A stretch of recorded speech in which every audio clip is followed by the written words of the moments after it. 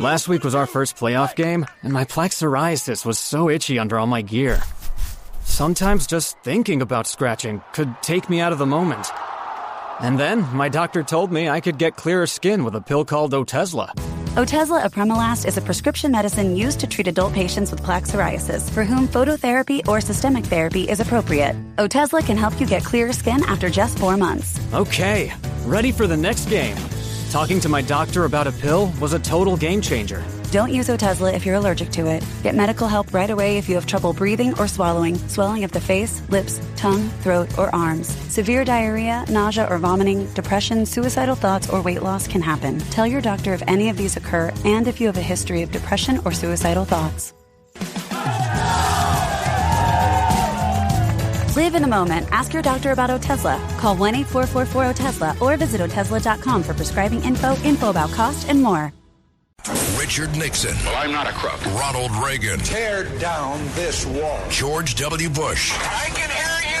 The rest of the world hears you. And Donald Trump. And a friend of mine for a long time, he only likes politics. If you ask him about how are the Yankees doing, he has no interest. If you ask him almost anything, he likes politics, and he's a professional at the highest level. Roger Stone. All of these presidents relied on one man to secure their seat in the Oval Office. That man is Roger Stone. This is the Roger Stone Show on 77 WABC. Welcome back, folks. This is Roger Stone, and this is the Roger Stone Show. We are sifting through I would say, developing information about the horrific attempt on President Donald Trump's life and how it will impact not only the presidential race, but the general zeitgeist. Joining us now is a close friend, radio and show business legend, Mancow, a man who beat Howard Stern in the radio ratings in Chicago on every occasion, raconteur, gourmand, boulevardier, rock critic, and a close personal friend, a man who was actually with me when I got the word that President Donald Trump would commute my sentence when I was framed and pressured attempted to be pressured into lying and bearing false witness against him. Mancow, straight from Chicagoland, welcome to the Roger Stone Show. You know, Roger, one of my first thoughts was if only they had sent all the people they sent to your house to the convention there, to the rally, our president wouldn't have gotten shot. It's amazing. You have all kinds of people for everything all the time. Let's arm the IRS, but we don't have enough people to look after President Trump. What a sham! What a shame! And since you've been on the air, you know the FBI watched this news conference, and I mean, what a joke! Oh, my God, dude. I mean, DEI hires, they, check every category. They can't speak. They're incompetent. One angry woman said, well, I don't want to talk about yesterday. She don't want to talk about yesterday. I mean, what are you here for if you don't want to talk about yesterday? And then there's this news story that I didn't believe, Roger, about the cop that went on the roof and the shooter pointed his gun at him, and the cop got off the roof and ran away. I was sure that was a fake story, but the AP is saying it's true if they're to be believed. The whole thing really does boggle the mind. There seems to be a rush to say that a man named Thomas Matthew Crooks is the shooter. He just happens to be a registered Republican. As I said earlier in the program, other sources tell me that the shooter's a man named Maxwell Erich, who has a history and a criminal record of assaulting Trump supporters. The real question, I guess, Mancow, is will we ever really know? Will we ever really know what transpired yesterday? Well, you know that Bill O'Reilly is already writing a book, Killing Trump. Your book will be out in a few years. I mean, you solved the Reagan assassination attempt. You added all kinds of stuff to that. And, of course, you solved the JFK mystery. But we already know. Come on, Roger. You and I have said it for over a year. Tucker Carlson's been saying it. How many times? Look, they've tried everything. All they can do is kill him. I had Dennis Kucinich on my show, and, he doesn't think like us, but I always thought he was kind of one of the good ones, one of the good Democrats. And he said, yeah, we just, whoever we don't like, if they don't want to take our banking, we kill them. And, Trump is out there openly saying he wants to drain the swamp, wants to get rid of the deep state. He's really felt the sting over these last few years. They thought he would go away. He didn't. And so they're going to do what they did to JFK with this guy. I still think I'll be shocked if they just don't kill him. This was the first attempt. Well, I pray that you are wrong, but at this juncture, we have to assume that his campaign will be turbocharged by this. Millions more in small and medium-sized campaign contributions. I think an inexorable boost in the polls. It cannot make the choice more stark. It cannot make the choice more obvious. Meanwhile, your old neighbor from Chicago, Barack Obama, I think operates behind the scenes, although not so quietly, in his efforts to get Joe Biden off the stage. If anything, the events of yesterday, the fact that they attempted to kill Trump and failed, now make them even more desperate to dump the incumbent who they see as utterly and totally unelectable. Your thoughts? Well, Roger, I knew Obama before he was Obama. And I have 100 stories, but I'll tell one quick one. And that is, he said, well, he thought Jesus was a good teacher. And I said, a good teacher? That's not what any Christian would ever say. I said, that's what a Muslim would say. And Obama was a mirror person. He's whatever you want him to be when you talk to him. He's a complete liar. There is no foundation. There's no there, other than he hates Western civilization. He hates white people, him and his wife. And they hate most of America. I knew Trump before he was a politician. It's interesting how the media casts these people. One is the sinner, one is the saint, and of course the opposite is really true. I don't know what to do with the Joe Biden problem. And really, Roger, one of the main reasons I want to come on with you is who is Trump going to pick as the vice president? Who do you think that's going to be now? Or do you think it's changed since he's been shot? Well, the only thing predictable about Donald Trump is that he's totally and completely unpredictable. He seemed to indicate that this decision had narrowed down to 4 individuals, but I would remind you, he said back during the Iowa caucuses, I think it was on a CNN town hall, that he'd already chosen the person. He just hadn't informed them yet. When that did not take off in a news cycle, he basically repeated that about a week ago. Then he contradicted it on Sean Hannity, said he hasn't made that decision yet. I think in view of yesterday's events, he has to think very long and hard about who he chooses. He needs someone who not only has the experience, the judgment, the temperament, the gravitas, if you will, to be vice president, but more importantly, not somebody from the other wing of the party, not somebody who is a neocon, not somebody who opposed Trump initially but now suddenly supports him. He needs to choose someone who is indisputably a supporter of the non-elitist America First agenda. That, to me, is the single most important consideration.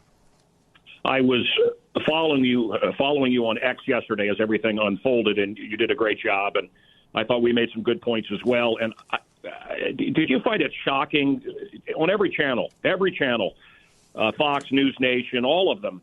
They just went on and on about how great our government is, and you know how wonderful they are, and how wonderful the president just got shot. This government just failed us.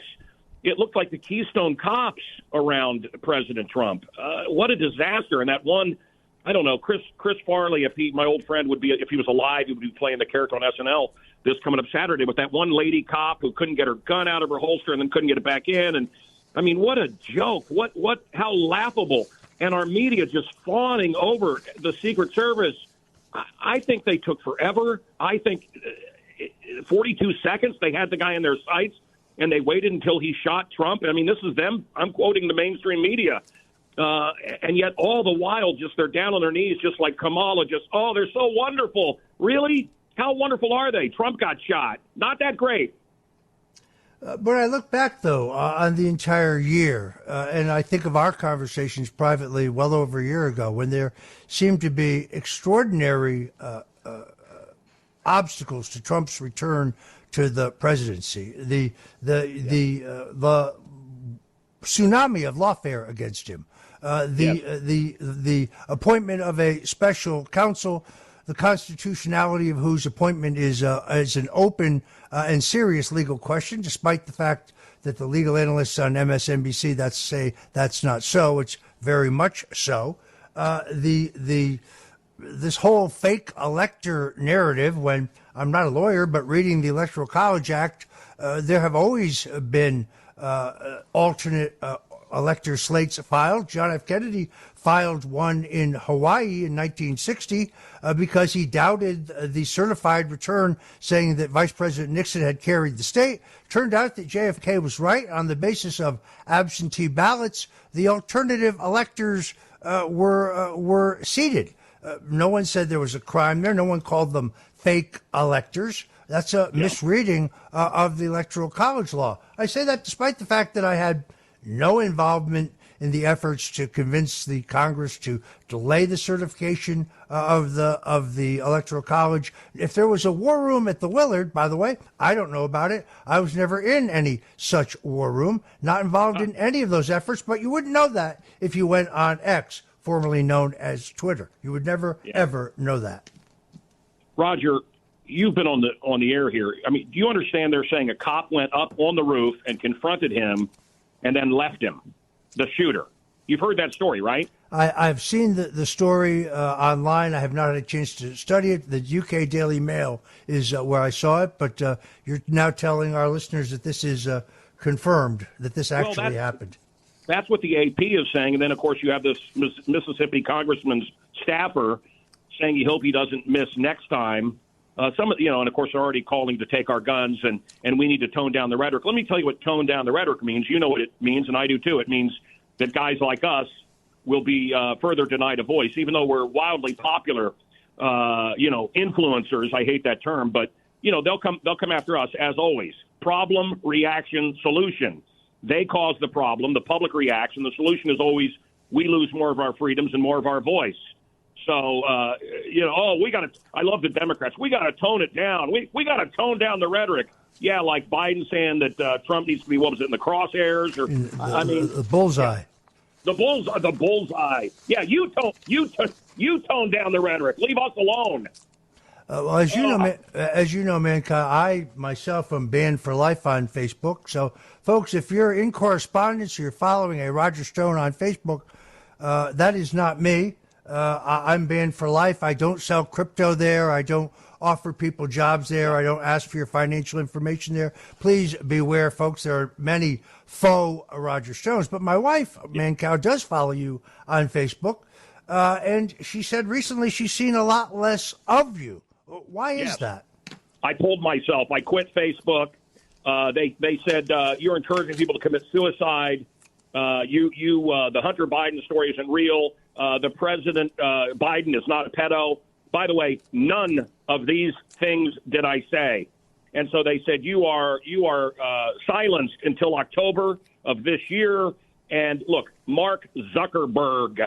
I mean, we are talking about a tool of the Chinese or the deep state or whatever he is. He's certainly a tool. And incredible censorship. And I know you were kicked off, and I pulled myself off. I'm still on Instagram. By the way, lawsuits from me and my lawyer against Instagram, or legal letters anyway, against Instagram and Facebook, because there's so many fake Mancows, Mancow. I own the name, but they don't want that. They make it virtually impossible to find the real version of me or the real version of you or anyone else that questions the narrative. You can't question the agenda or you're hurt. It's the number one problem in the country other than AI. AI, to me, is even scarier. You can create, just with a snippet of someone's voice, you can create an audio in which they say all kinds of horrific things, which, of course, they have never seen. I wonder, in this investigation and all this information regarding the attempted assassination of Donald Trump, you have to ask yourself what's real and what is not real. This can be done so completely seamlessly. And it is another trick in the arsenal of Silicon Valley and those who would limit our speech. I just find it ironic that the Democrats continue to accuse us on point after point of doing all those things that they specifically are doing. The Democrats may be divided on whether Joe Biden should or should not be a candidate, but they're not divided on the fact that they keep calling Donald Trump a liar. But in his interview with George Stephanopoulos, which I didn't think went very well, Joe Biden tried to say that he was distracted during the debate because Donald Trump kept shouting at him after they shut Trump's microphone off. I went back and looked at the video. That didn't happen not a single time. Not once did Trump try to talk over Joe Biden or interrupt him. In fact, he was extremely disciplined about that. So just to cover up their previous lies, they serve up yet another round of lies, recycling the Trump called American veterans who gave their lives to their countries suckers and losers. It's a lie, folks. The guy that said that, General John Kelly, was fired. There are 19 other witnesses who said Trump never said it. It's a lie. Or that Trump called Nazis in Charlottesville fine people. Even Scopes, which is a left-wing fact-checking operation, says that that's a lie. Biden said inflation was 16 when he came to office. It was 6.3. These people just lie, yet they lay that label on President Donald Trump. Roger, I have so much to say. You said so much, but I want to say one good thing, and I don't think there's a lot of good things to say, other than seeing Trump with his fist in the air saying fight was pretty awesome, a pretty awesome moment in our life. But, Roger, it's not working. Hitler and his minions couldn't have done what they did without radio, and here we are on radio. A lot of people think Putin, I think sometimes some of the Putin videos are AI. Certainly it seems like some of the Biden moments are AI. Who knows? But it's not working. The people are waking up. If the vote is honestly counted, Trump, your friend, the guy you advise, the first man to tell him to run for the presidency, he will be back in the Oval Office and things will be set right. It's going to be real hell once he gets in, but he'll set things right. So God was looking after him. I even think an atheist would have to watch that yesterday and say, man, that was supernatural. Trump is being supernaturally protected. Yesterday was the anniversary of the first appearance of Mary at Fatima. All of us Catholics believe there's a tie-in. Trump is the first president to openly acknowledge Mary and Fatima. So there's some spiritual stuff at work here. And remember, Roger, as you know, in your case as well, and you and I prayed many times together, good wins and God wins. And don't let the devil whisper in your ear, folks. Good will win and God will win, and America will be tall again. Folks, if you're just tuning in, I'm talking to radio and show business legend Mancow, entrepreneur, raconteur, boulevardier, gourmand, rock music expert par excellence. And don't go away, because we're going to be right back with Mancow, and we're going to continue to analyze the zeitgeist. It's the Roger Stone Show on 77 WABC. This is the Roger Stone Show on 77 WABC. And we're back for our final segment of the Roger Stone Show here at 77 WABC, the crown jewel of AM talk radio. We're talking to the legendary Mancow, a man who reigns supreme as the leading talk show host in Chicago, who never, ever one time was beaten in the ratings by Howard Stern. I must ask you, Mancow, because I'm a little confused. I never quite got Howard Stern. I never understood it. I never found him entertaining or funny or amusing. Yet he seemed to command this great presence on commercial radio. What was I missing? You were missing that it was all fake. You were missing that he was a tool of the deep state. You didn't miss him promoting the vaccine and the elections, did you? You didn't miss it. He picked the right candidates always. But he got to talk about boobies, so they promoted him. He was a total, no FCC violations or very fake FCC violations. Meanwhile, anybody that was a right-winger or conservative was attacked viciously by this government. He was given a free pass. It was bread and circus, and he was the circus. He had 33 writers that whispered in his ear everything he said. I had 0 writers. Jackie the Joke Man and, the other guy, I forget his name, but his whole staff has come out in favor of me. in favor of me, and there's a TV show on Vice called Dark Side of the 90s. The first hour is about me. I got inside his brain, and I lived there for free, and I destroyed him. And, Roger, can I please mention what all of this is about? Everything? Be my guest. Okay. Jones, Tucker, Bohemian Grove, Council of Foreign Relations, the attack on Christianity, abortion as women's health, LBGTQ, twisted teachings at schools. I can go on and on. It's all from the left. It's all communist. And it's all about one word, eugenics. They view you and me as a cancer, and they want less of us here. And everything is about death and destruction and sacrifices for the dark side, for the demonic. And it's about time that people pick a side. If you don't pick a side, you're going to have a boot on your throat and a gun at your head out on your front lawn. It's time to wake up. And the people that are still on the sidelines, Roger, I've seen you. How angry do you get? Well, I don't want to pick a side. Why don't you talk about that, Roger, when people tell me and you when we're hanging out, well, I don't want to pick a side. Roger, what do you really think of those people? Well, Mancow, first of all, in all honesty, you need to stop mincing words and tell people how you really feel. Because I feel you're holding back. Look, the country has never seen peril like this. It is absolutely clear that those who want to prevent Donald Trump's return to the White House are prepared to use extra legal methods to do it. They openly talk about efforts to decertify his election, even if he does win a free, fair, honest, and transparent election.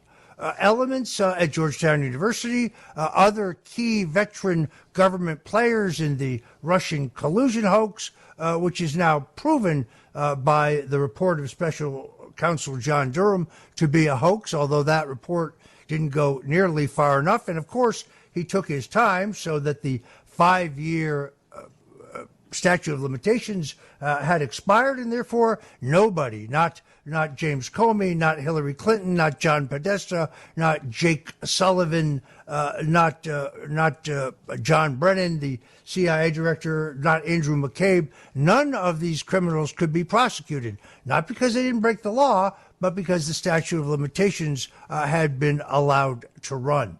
The limited hangout road. Special Counsel Durham never actually addresses the so-called hack of the Democratic National Committee by Russian intelligence. That's because there was no hack. The judge in my case would not allow Bill Binney, who was the CIA's leading counterterrorism internet expert, to testify because his testimony and the forensic evidence that he would have produced would have demonstrated that there was no online hack of the DNC, not by the Russians or anyone else. Consequently, there was nothing for me specifically to lie about. So the real question, Mancow, is going forward, because politics in America is always about the future and never about the past. Do you still think that America can be saved? Do you still think that Donald Trump can overcome all of these obstacles, all of the manipulation by the deep state to return to the White House? Which one do you want? Do you want the radio version, the one that's on with Roger Stone right now, or do you want the real me? Well, because I believe in Christ and because I've seen us delivered in so many unlikely circumstances so far in Trump's march back to the White House, I continue to remain optimistic. Look, in every great battle in the Bible, the forces of the Lord are always overwhelmingly outnumbered, yet they are always victorious. So, yes, I guess I say I choose to keep the faith. And, well, so far, so good. Tell me your views. Either way. Yeah. Well, Roger, the public sitting on WABC, a station I was on for a few years and had a great time on. Look, yes. I think yesterday was a miracle, and yes, with God's help. But in the darkest part of my heart at night, the dark night of the soul, I've worked the election booth several times here in Chicago, and I saw how fake it was. And I just go with what everybody says. It's got to be so overwhelming on Trump's behalf that they have to let him win. But I don't know that they care anymore. The communists only have to win one election, And that's who's in charge right now, man. The deep state is in charge. And I'm praying for a Trump victory. As we all are. Plus, I guess more than ever, I'm praying above all for his continued safety. Look, when he stood up, when he was in that scrum of Secret Service agents trying to shield him with their body, insisting on motioning to the crowd, he didn't know whether there was a live shooter still at loose. That was a courageous act. That was an extraordinarily courageous and symbolic act. To me, that encapsulates the courage, the strength, the determination of the Donald Trump that I've known for 45 years. Roger, did you see all the soy boys, all the Democrats, all the leftists, all the godless communists?